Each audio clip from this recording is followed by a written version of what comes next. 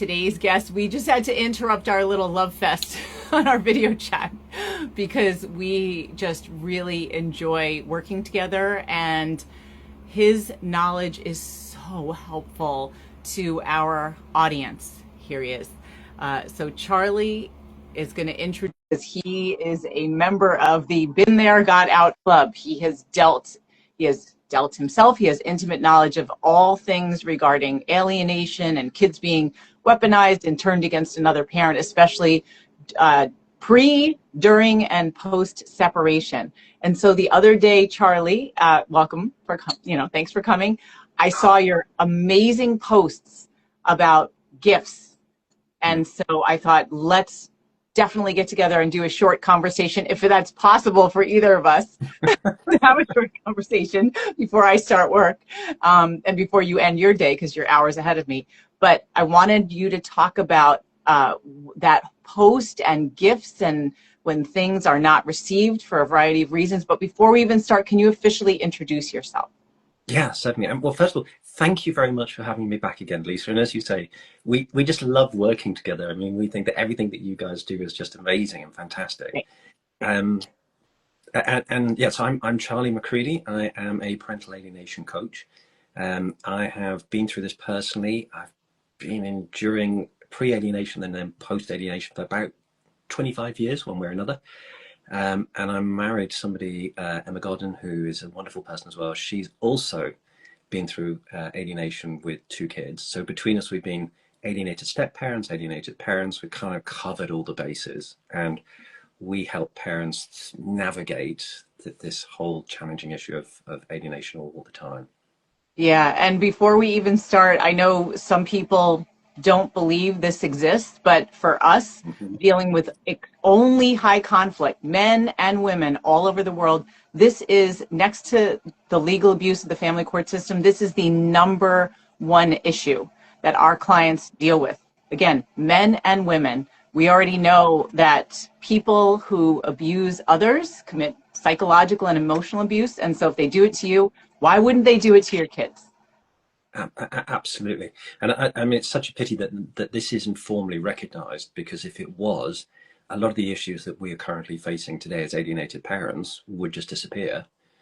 And I mean, it's something like, in the States alone, the stats that have been done is 22 million people are affected by this. I mean, this is an astronomical number. Right. I've heard 1 in 3 divorced parents say that they've experienced some form of this.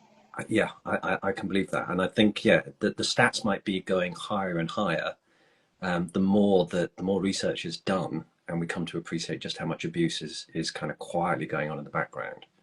Yeah, yeah. And it's one of the most heartbreaking things for parents, because I think I might have said this before when we talked, but for a parent who has a child who has died, the community rallies around them with support. For a person whose child has been turned against them and doesn't communicate with them anymore, there's this shame, because there's all kinds of judgment, like, you must have done something wrong, right? Yeah, yeah. I mean, there's an interesting connection, just before we get into the gifts, there's an interesting connection with bereavement and alienation, just as you've talked about, because also the people around you, they understand bereavement. They know what to do. They know how to support you. They know how to step in, just be generally helpful.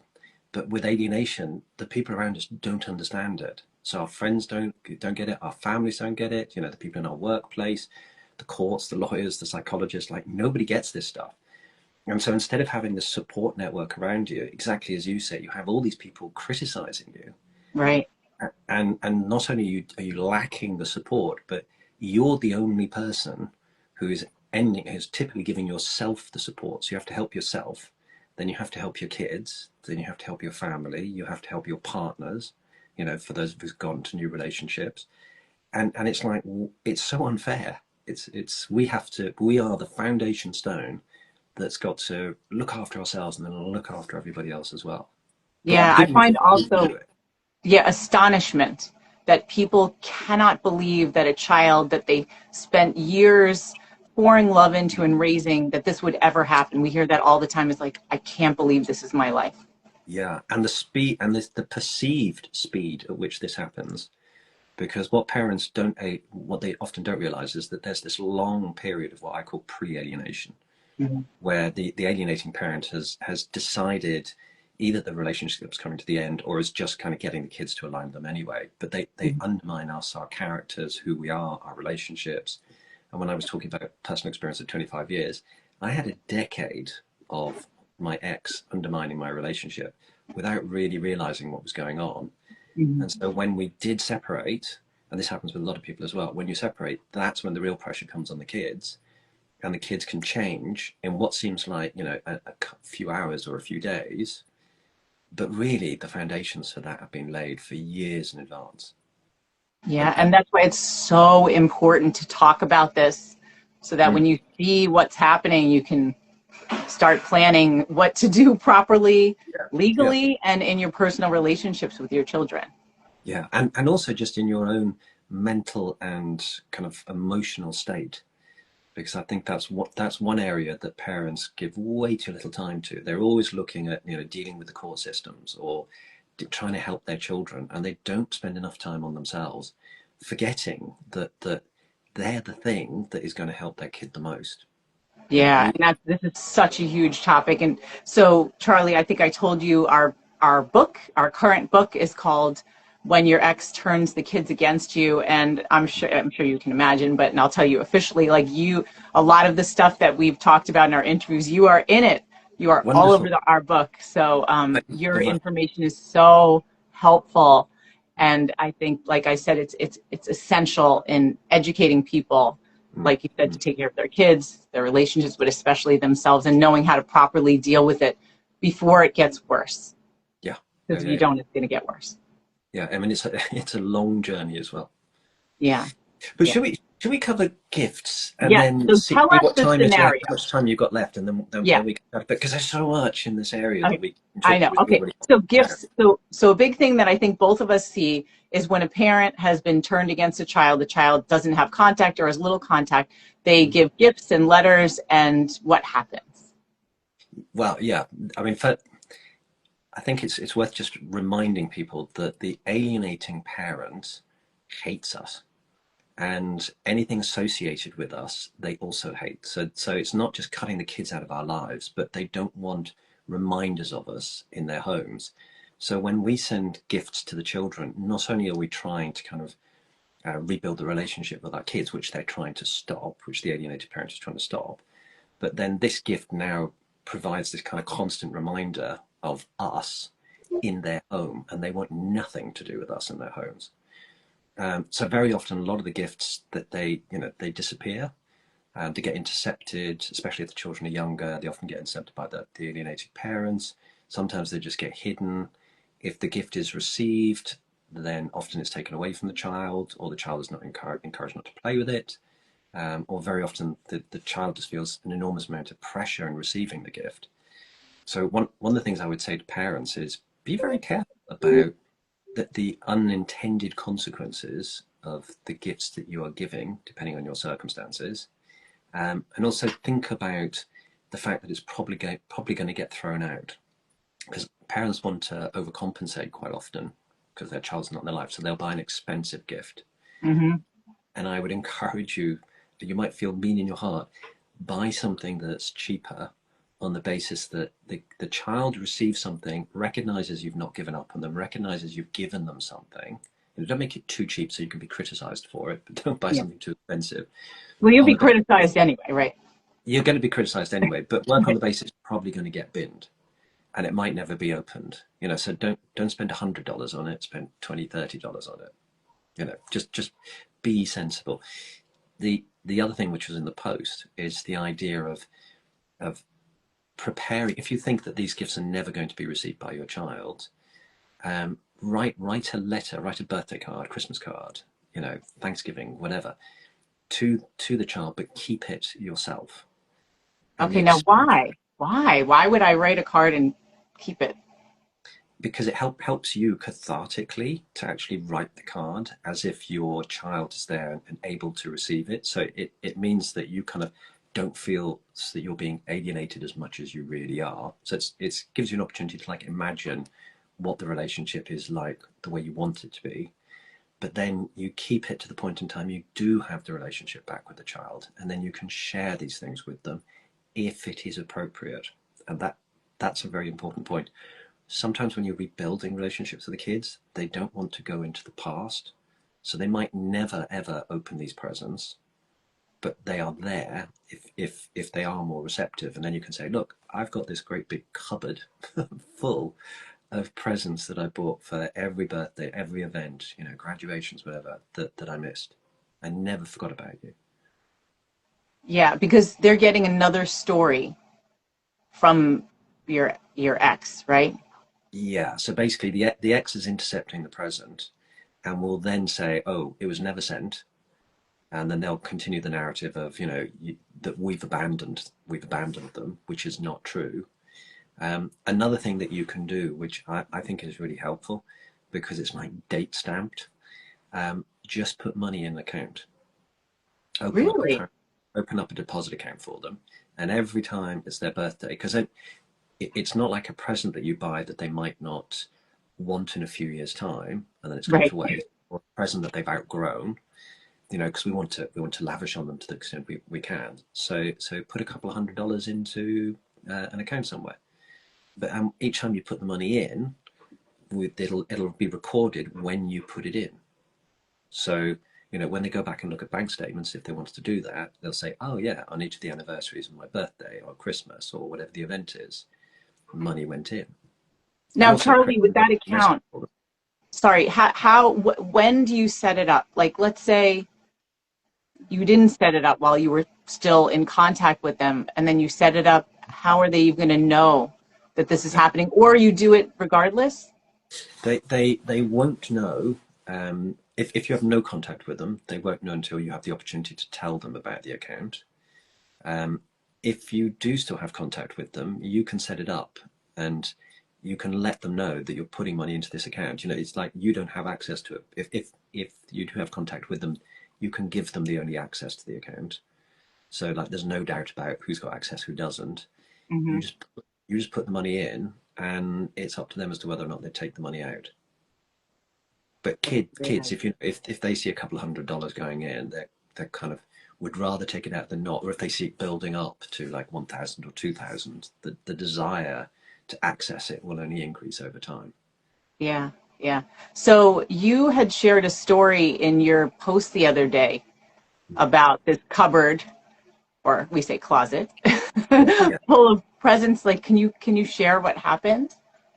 Yeah. So in this case, it was my wife Emma. She had two kids who were over in Australia, and they were only able to come across intermittently, and her ex was finding various reasons as to why the children couldn't come across.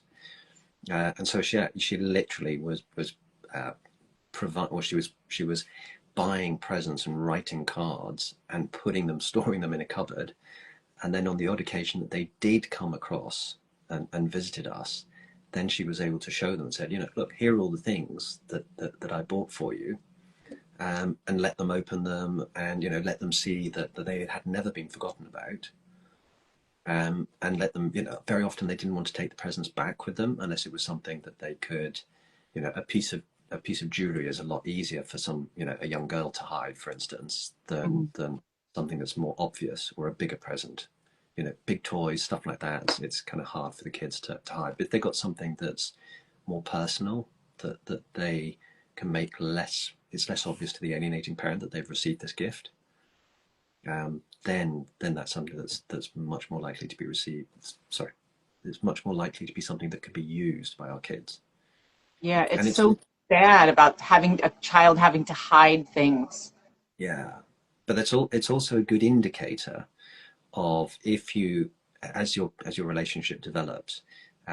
It's kind of easier with girls, for instance, with jewelry, just as an example, because if you give them something that, a bracelet, if they then continue to wear that bracelet in the future, when you meet them, or if you believe they're wearing the bracelet just anyway, it's almost like them showing signs of independence from the alienating parent, that they're kind of standing up to them a little bit.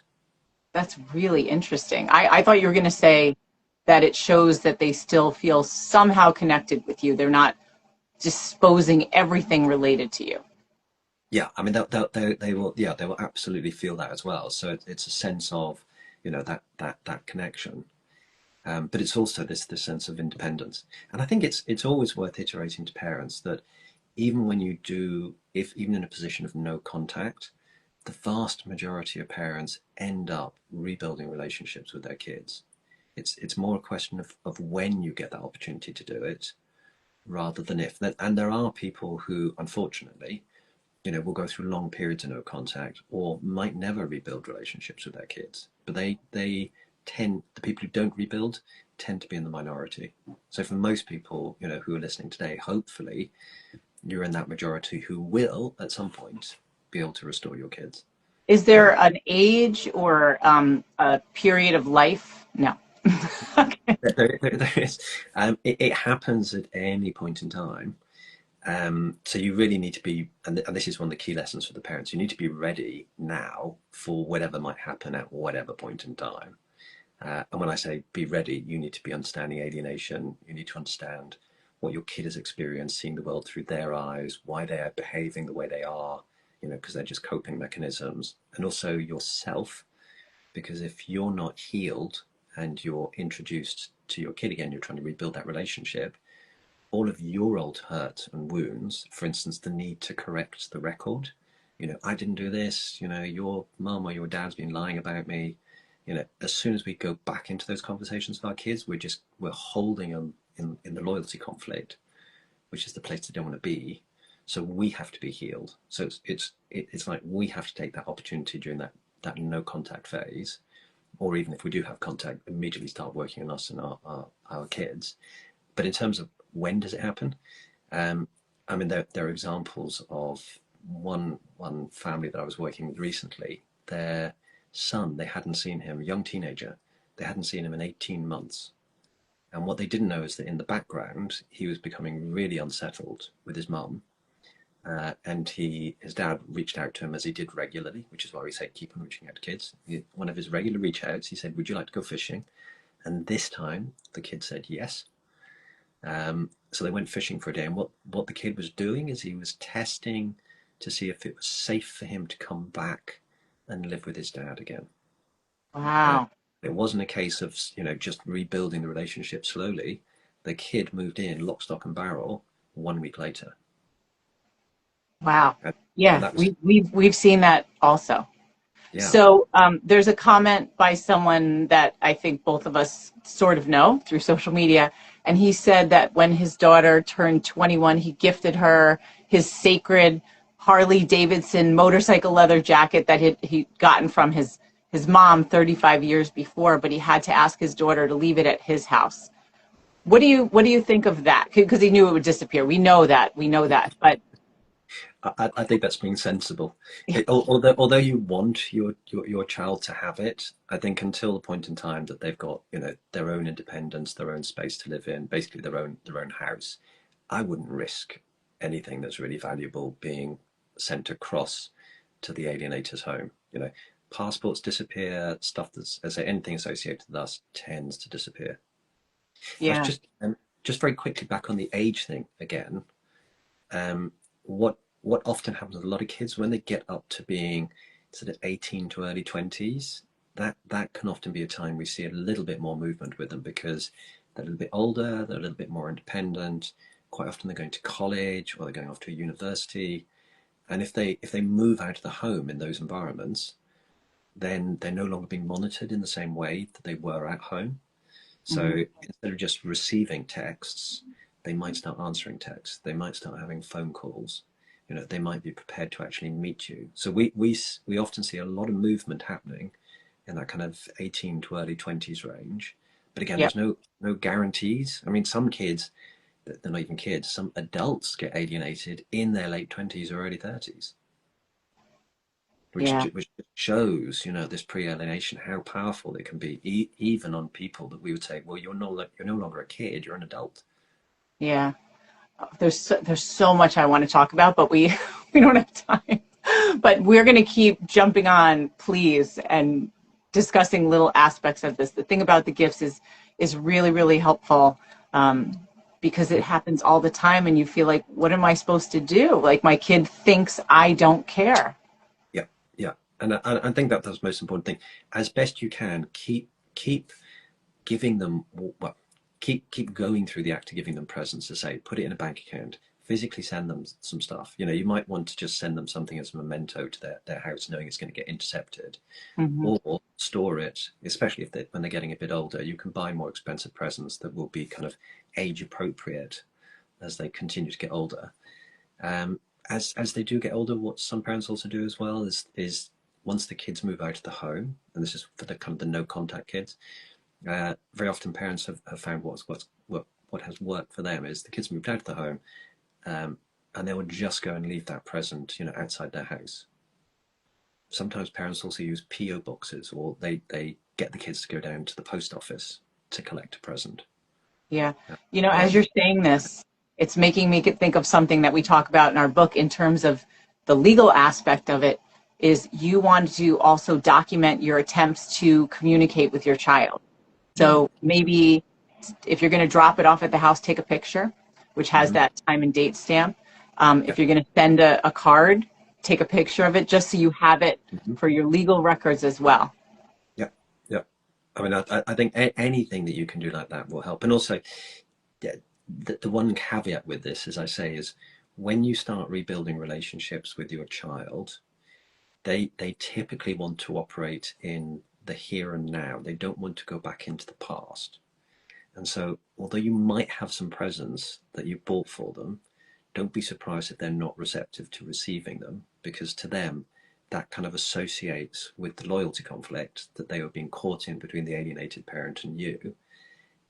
And remembering that we get tarred by the same brush as the alienator, because it's much easier not to just criticize the alienator. It's easier for the kid to criticize both parents and say Hmm. you're both responsible.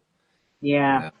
Uh, and so that loyalty conflict is where all the pressure comes up for the child. And so when we're rebuilding the relationship, we want to do everything in our power not to put them back into that kind of perceived place of insecurity. So, you know, Um, just oh, trade care. Bank accounts seem to be much easier because it's like kids like cash, but like other physical presents seems to be a little bit harder for kids to sometimes accept, depending on how safe they're feeling with you and how quickly they're rebuilding the relationship. But the key is really just tread really, really gently and carefully with your children. okay, so you're getting a question, a great one. I thought about buying yard signs with loving messages and put them in places where they see them. What are your thoughts on that? I think I love the idea, but I think what you do is you'll put the child under pressure because the alienated parent is bound to see them. And if they see them, so this is don't poke the bear territory. If you poke the bear, they're going to react, and their normal response is to try and put additional pressure on the kid. Hmm. So the risk you run is that they say, oh, they don't really mean it, you know, that they're just putting stuff up, or they might even go and try and remove stuff themselves. But they're very likely to find a way of putting additional pressure on the kid. Yeah. And even if you send them a normal present, that will probably result in your child experiencing additional pressure for a period of time. Yeah. See, this is the kind of things nobody else who's not experiencing it, they cannot believe that this would happen, Yeah, yeah, yeah, yeah. right? I mean, Why would they do something like that? Who does that? A yeah, lot of people. yeah, yeah, yeah. 22 million people. Well, no, not 22 million people who are affected by this, but yeah, I mean, it's like millions of alienators in the States alone are doing this all the time. Yeah. Yeah. Wow. Well, thank you so much, Charlie. Can you tell people how to find you? Because I know our audience really, our clients overlap a lot. Absolutely. So you can find me on Instagram. You can also find me on Facebook. I've got a group and I've got a personal page. I do some stuff on YouTube. I mean, all you have to do is put in Charlie McCready. It'll pop up, which is MCCREADY. We're also on LinkedIn and we do a bit on Twitter. So we're kind of all over the place. And we've got a website, which is charliemccready.com. Yes. Okay. Well, this is certainly not going to be the last conversation we have. I hope not. We As I keep say, talking about a series. We just have to get ourselves organized. yeah, Yeah, yeah, This is yeah, yeah, great. yeah. Well, maybe we just book something in immediately after this for, Yeah. August, and we'll book maybe just August and September, and we'll just keep on doing it. Yes, and by the way, anyone listening, please feel free to send ideas of topics that you want to talk about under the umbrella of alienation or, coercive control, whatever you want to call it. It's real.